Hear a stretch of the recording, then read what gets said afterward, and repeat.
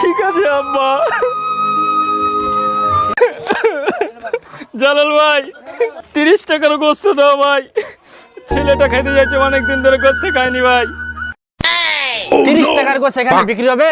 তুমি তো এখানে ডিম কিনতে আসছো এখানে, হ্যাঁ? 500 টাকার কম ছাড়া বিক্রি হবে না এখানে মাংস।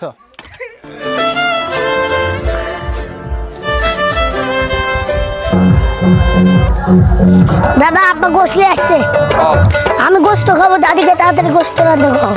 তোর আব্বা গোস্ত নিয়ে আসছে? তোর বাপ শুন শুন শুন, কি হলো আব্বা? গোস্ত পেয়েছিস? না আব্বা, আমাকে 30 টাকার গোস্ত দেয়নি আব্বা।